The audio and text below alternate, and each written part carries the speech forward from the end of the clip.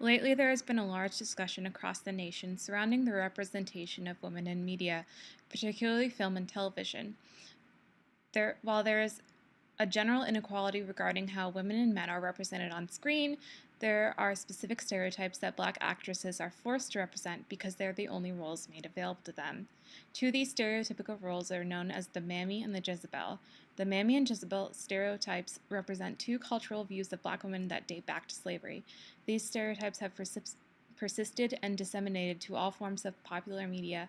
Television is no exception.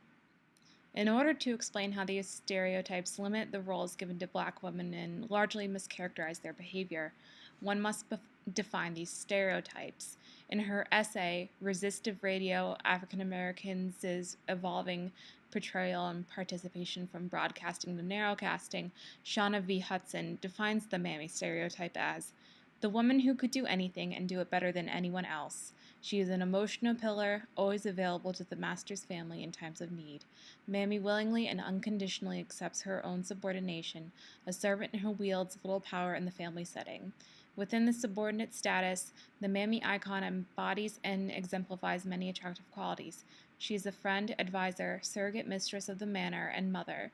She possesses the virtues of a valued domestic servant, faithfulness, obsequiousness, and acquiescence. Mammy is paradoxically both motherly and asexual, uneducated yet determined, and wholly and unquestioningly devoted to the will of white people. She is a non-threatening presence to white people, and therefore she is seen as a so-called good representation of a Black woman in society. Conversely, the Jezebel stereotype represents a bad Black woman. She is a woman who simultaneously resists the authority of the white male but desires him sexually. She is seen as a threat to the white nuclear family structure and therefore as a threat to civilized society.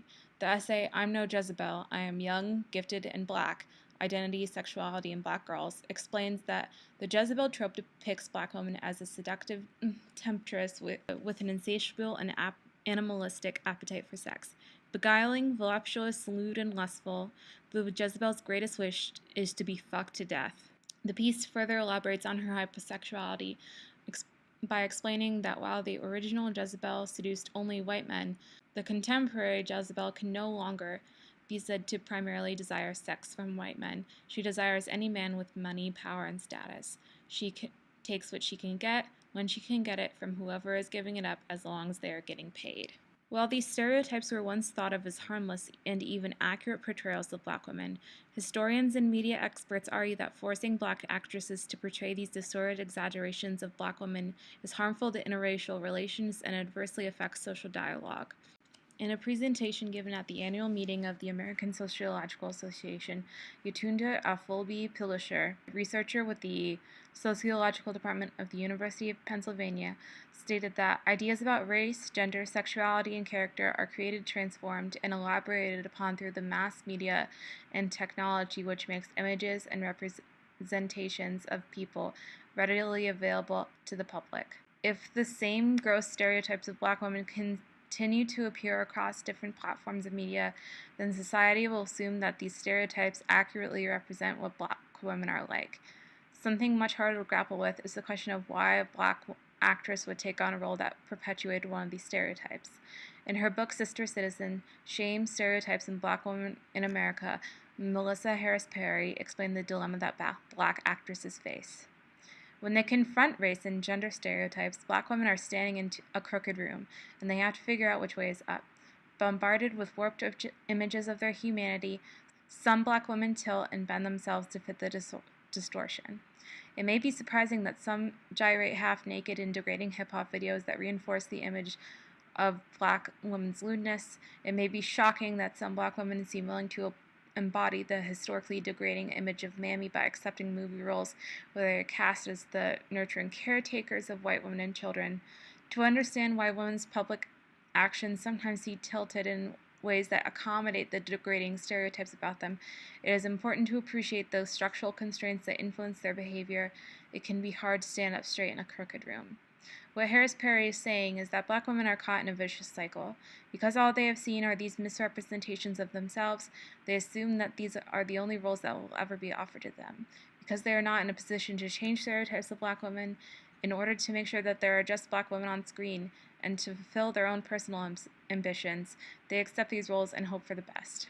These stereotypes can be traced back to the behavior and beliefs of white men regarding black females during slavery. The origins of Jezebel, Deborah Gray White explains in her book Aren't I a Woman, can be traced back to when Englishmen went to Africa to buy slaves. Unaccustomed to the requirements of a tropical climate, Europeans mistook semi-nudity for lewdness.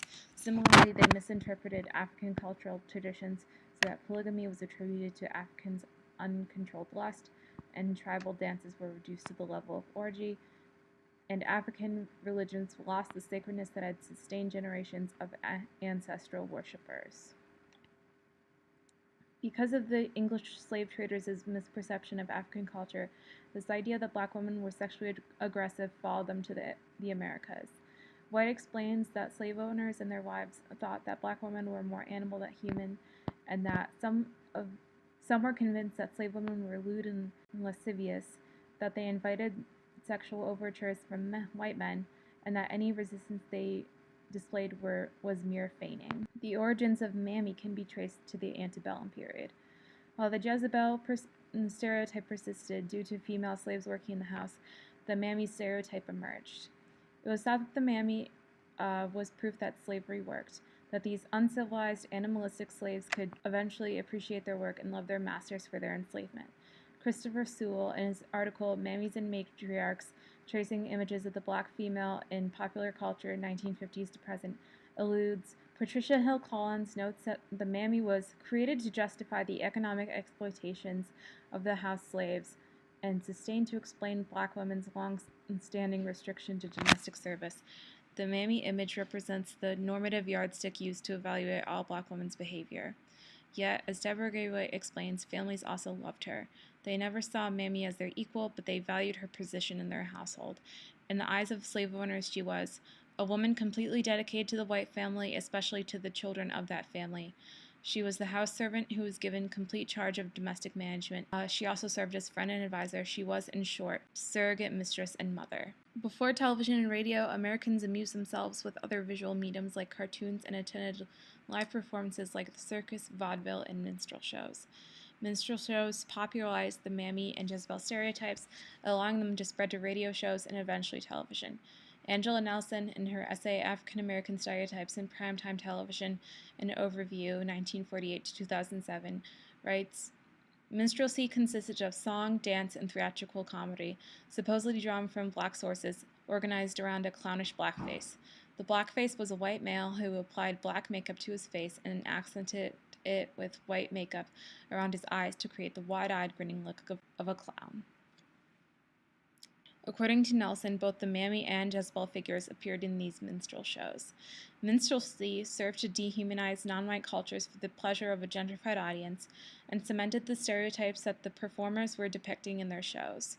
The impact of minstrelsy on future popular culture, Nelson claims, was extensive. She writes, the minstrel stage provided many 19th century Americans with their only impression of black culture, and it was from the minstrel stage that black stereotypes would enter into advertising, film, radio, and television. Always and in every conceivable nature, the white minstrel performers portrayed blacks in gross stereotypes. In short, minstrel shows helped to popularize all the black stereotypes that appeared in popular arts. Before television, the great American cultural denominator was radio. There were various types of radio programming, but the precursor to television programming were fictional shows or serials that were broadcasted on a weekly or even sometimes daily basis. Historian and professor Susan Douglas asserts in her book, Listening In, Radio and the American Imagination, while radio brought America together as a nation in the 1930s and 40s, it also highlighted the country's ethnic, racial, and geographic and gender divisions. These racial divisions, Douglas writes of, are evident in programs like Homeward Unincorporated and Amos and Andy.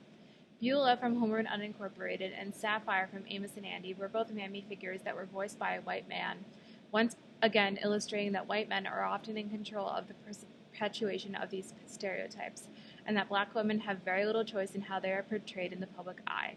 While Beulah was a perfect mammy, Sapphire, the shrewish, fat mammy figure, was frequently shrill-voiced and quick-tempered. When the character of Beulah was adapted into a primetime television program as a part of a wave of race and ethnic humor-based sitcoms, it was denounced by the NAACP, and Amos and Andy was placed under scrutiny by the Black community from the time it was on the radio. Historian Michelle Helms argues that the intent behind programs like Amos and Andy and Homeward Unincorporated was not necessarily sinister. Helms states, in general, I believe early radio evinces a transition from concerns with the exotic to concerns with the normal or typical American family. Helms asserts that because there is still a large social divide between whites and African Americans were still considered exotic, and these programs helped whites resolve their social confusion in a post-slavery society. That possibly explains the absence of Jezebel figures from radio programs. The Mammy figure had historically been seen as the cultural bridge between blacks and whites, so obviously she would appear during this time of social transition. John Strausbach argues similarly that although these programs' depiction of African Americans was indeed racist, they were a reflection of the complex neuroses and pathologies that mark relations between whites and blacks in America, a complicated web of love and hate, fear and guilt, attraction and repulsion. Cinema also perpetuated negative stereotypes of black women, as described in the book Shaded Lives, African American Women, and Television. According to author Smith Chomade, black women appeared in film as servants, harlots, tragic mulattoes, and religious zealots. However, these depictions of black women did not necessarily carry over to television immediately. Very few people were on television at all. Smith Chomade estimates that this lack of representation was because early television generally ignored serious social issues, choosing to show happy people with happy problems. Some surmise programs featuring black characters or themes were inappropriate. However, this would eventually change, and television would provide a space which continually updates and recreates Mammy and Jezebel stereotypes, and in turn presents them as icons of what black womanhood is today. Ethel Waters, in 1939, would become the first black woman to have her own program, a one-night-only event called The Ethel Waters Show. What's interesting about this event is that her race has seemingly nothing to do with NBC's decision to air the program. She was a very popular performer at the time, and NBC was experimenting with their programming in an attempt to figure out what would attract viewers. She was allowed to do whatever skits or songs she wanted, which she performed with a group of women she normally performed with during her live shows. This program gave her an enormous amount of freedom that Waters would not have for the rest of her career. She would never again have the amount of control over her image that she did before she appeared on television. She would be forced to enact the same racial stereotypes she had sought to escape. The Mammy and Jezebel stereotypes originated during slavery and persist to this day.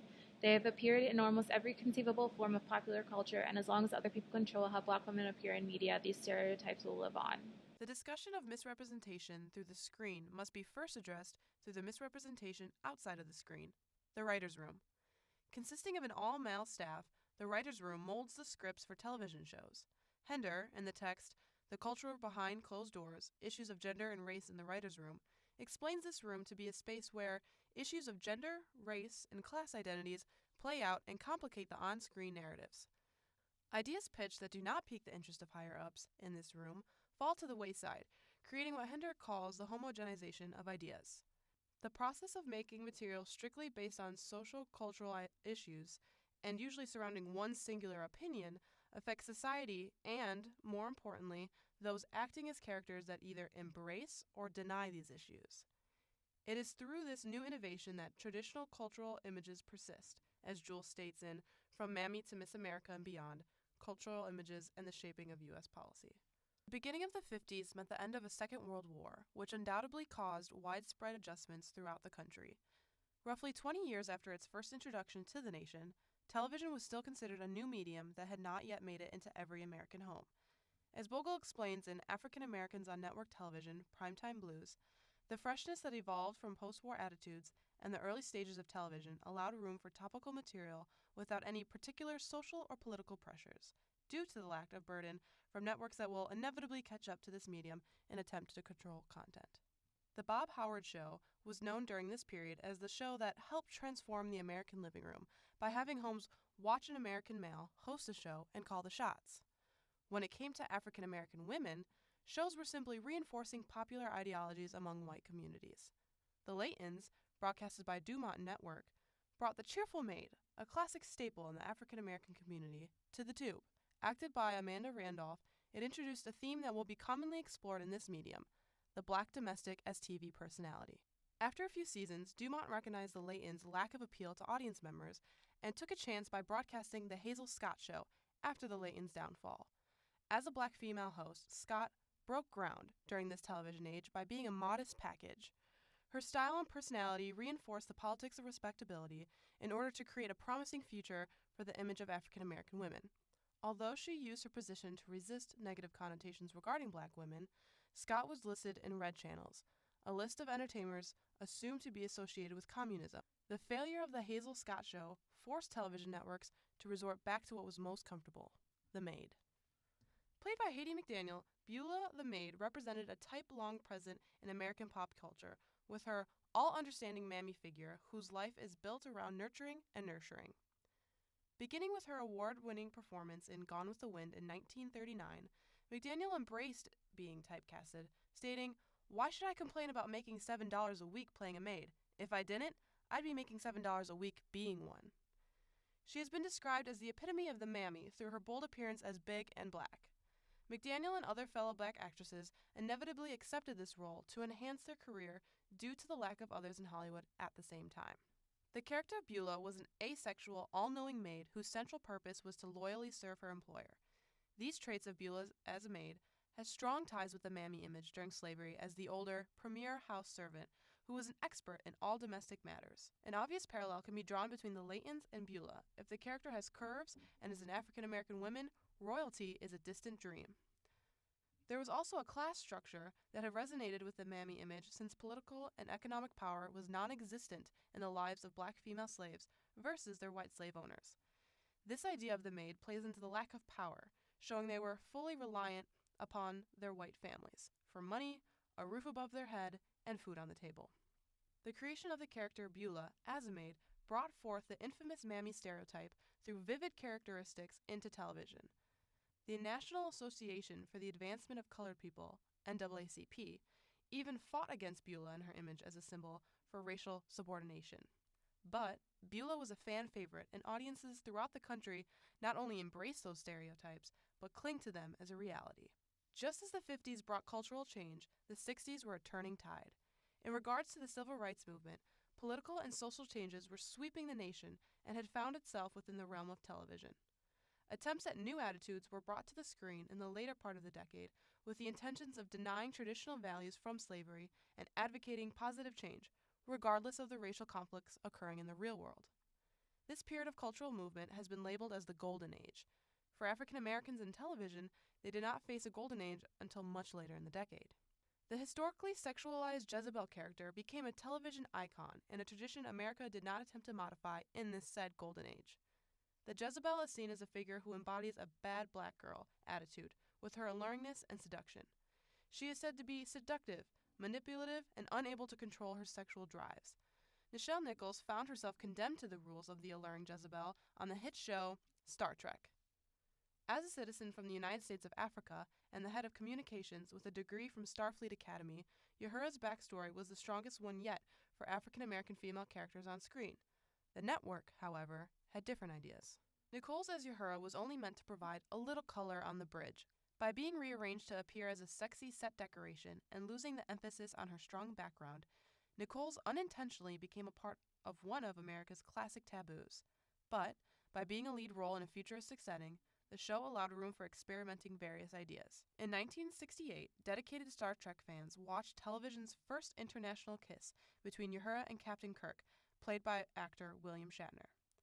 Although the Jezebel stereotype was a trap, this kiss was a step forward for black women during a time when society still had segregation. This push forward can be seen as a future text. Originally coined by Alondra Nelson, a future text reflects previous African experience while at the same time advancing towards a new, futuristic narrative, specifically one surrounding identity within black communities. As Uhura, Nichols was not denying her African descent when she kissed Captain Kirk, but merely combining these past, present, and future elements as a way of creating a new identity on television. Her performance created a sexual as well as racial breakthrough. As Nichols discusses in an Archive of American Television interview, the kiss was not just a kiss, but a possible end or new beginning to Star Trek. Following shortly after Nichols' historical kiss was a new decade, the 70s. Tied to ideologies originating in the late 60s regarding new relations with races in America, the 70s were spent on creating equal treatment towards blacks. Since media reflects the modern times, television followed suit with the colorblind promise. Networks incorporated more African Americans into the television process, but availability to various material was still limited, and the ones offered were rather predictable. Sanford and Son was critically claimed to be the most successful black-oriented show in television history. Following the life of Fred Stanford, a Los Angeles drug dealer, America was introduced to a black family that established a semblance of black community and approximation of black life and culture. The catch? Aunt Esther, Fred Stanford's sister-in-law, was yet another black female character that tightly fit into the hootin' and hollerin' de-sexed mammy-like figures. Every altercation Aunt Esther had with Fred was a verbal slugfest, a characteristic historically attached to the mammy. While she is seen as the lovable nurturer, the mammy can also simultaneously be verbally aggressive when push comes to shove. Rooted into Sanford and Son was a deep cultural identity that hid behind every storyline, and Aunt Esther was an essential anchor that kept that identity tied to the heart of the show. As the 70s pushed on, Americans began to hunger for an escape from governmental and societal pressures, which turned them towards television for the answer. This desire diminished interest towards serious black dramas and instead craved comical performances. It is through these performances that the desexualized mammy stereotype is reinforced. Flip Wilson found success on The Flip Wilson Show by reinstating stereotype prejudices in the form of a joke. His popular bit, Geraldine Jones, revived the mammy image in a new light. Wilson condemned fellow black women of America to this ideology by dressing up in drag and reciting monologues in an aggressive manner. By being a man in women clothes, he was mocking females in the black community by, once again, defeminizing their sexuality. Wilson's humor on The Flip Wilson Show was publicly seen by fellow African Americans as too familiar, too trusting, and too soon. The harm in these reflections of African American women as seen through television, whether it is through the Jezebel, mammy, or man playing the mammy stereotypes, is that viewers internalize these images. It is the merging of historical images with present images to create images of the future. Those in the writer's room integrate negative stigmas from the past into their television scripts.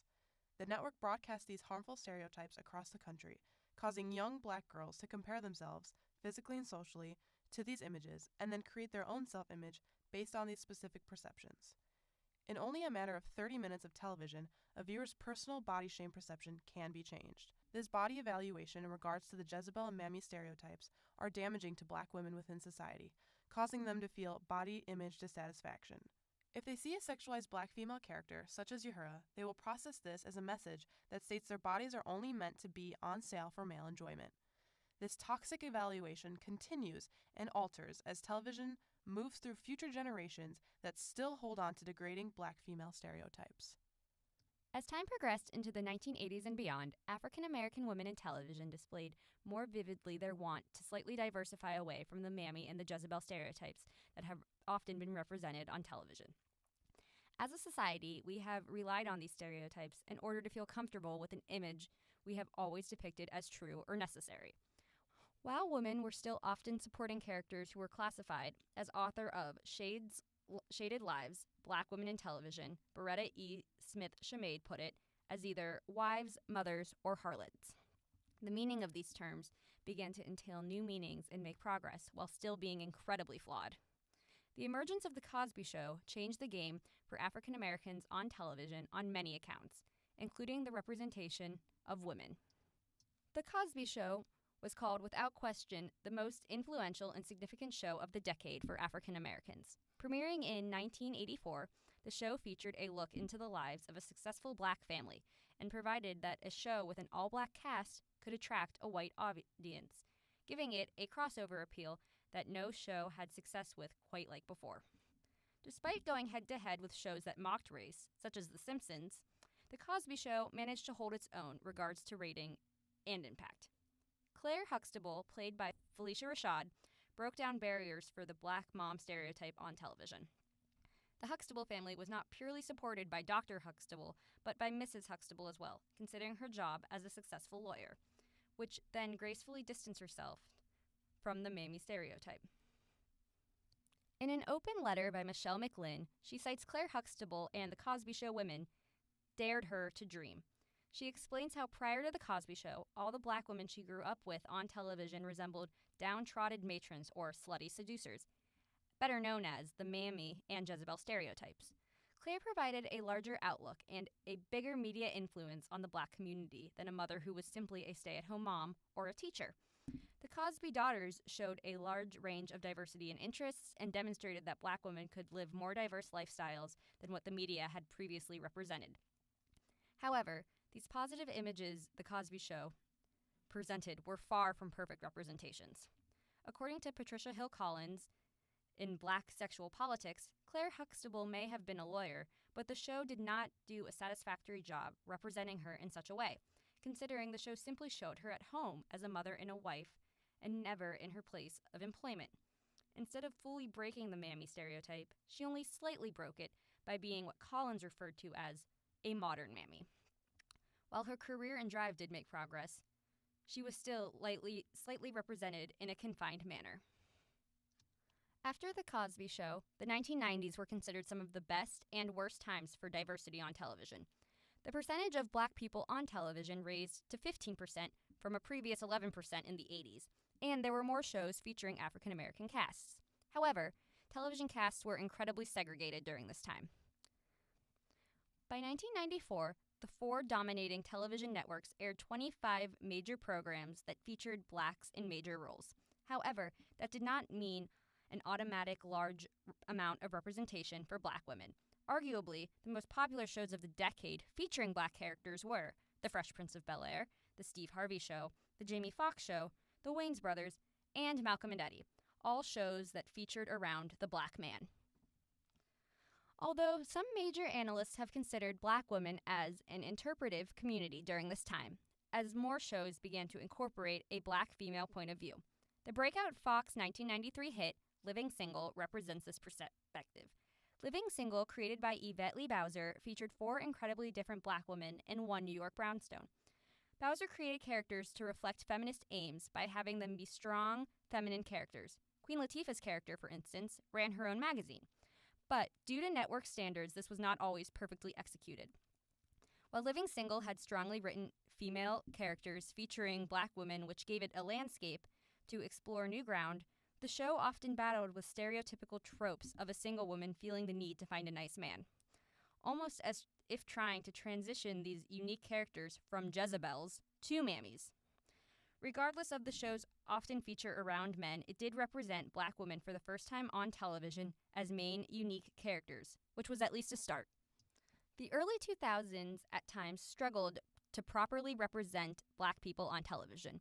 According to Laura Wides, who wrote a piece in 2002 about lack of diversity on television, most of the major networks had decreased in diversity than they had in years prior. This standing did not help the representation of the Black woman in television. However, there were a few exceptions. In the wake of television season of 1999, NAACP president and CEO stated that television was so whitewashed and felt the need to get involved in the case of television to fight against it. On August 21st, 2000, the president joined other minority leaders in welcoming Mitzi Wilson to Fox as a new senior vice president of diversity and vowed to keep a close lookout on the progress of the major networks. There was also some progress made with the hit 2000 sitcom Girlfriends. Girlfriends is known as one of the most successful sitcoms with an entire Black cast ever. The show focused primarily on female friendships between four Black women from all different walks of life and dealt with themes regarding relationships, family, and careers. A case could be made about Girlfriends adding layers of complexity to the Jezebel stereotype. The women were often sexualized and act sexually on the show, but the sexuality is shown in a more positive light, considered it's centered around how the woman character feels about it, as opposed to the men. An example is the character Lynn. Lynn is known to be the most sexually promiscuous out of the group. However, is also one of the most successful in regards to her career and education, turning the Jezebel stereotype on its side. Girlfriends aired on the UPN network for a majority of its seasons, a network that was a big pioneer in having all-Black situation comedies in the 2000s. While the show was primarily a comedy, it also dealt with serious issues that many women face, such as divorce, custody battles, and even the introduction of a minor character who was a woman with AIDS. Girlfriends eventually went on to become the longest-running live-action comedy on network television of that year, out of all the shows that were canceled in 2008. As time has gone on, Black women have continued to make their mark in television, particularly as of late beyond the idea of the classic comedy. Dramatic television has never been easy for Black actors. While they were present, they were never crucial or influential in the past. However, in the 2010s, have created the emergence of Black television creator, writer, and producer Shonda Rhimes. Rhimes is a Black woman herself, and according to industry standards, has surpassed the expectations for a Black woman in the entertainment industry. In all of her shows, she has been known to use the method of blind casting. This means that when Rhimes writes a role, she does not typically specify a race for what particular role she is casting and goes off of the talent of the actor. She has also used her position to create 2 primetime television shows, Scandal and How to Get Away with Murder, featuring diverse Black female leads. These characters, Olivia Pope and Annalise Keating, are unconventional to the Mammy and Jezebel stereotypes in most regards, although Kerry Washington's character on Scandal has been deemed problematic, considering she is a Black mistress to a white president, which plays into some of the earliest conventions regarding the Jezebel stereotype. Though she, like the president, is incredibly powerful, which updates the stereotype, it is still using the stereotype nonetheless. There have also been critiques of Viola Davis's character as well in some regards.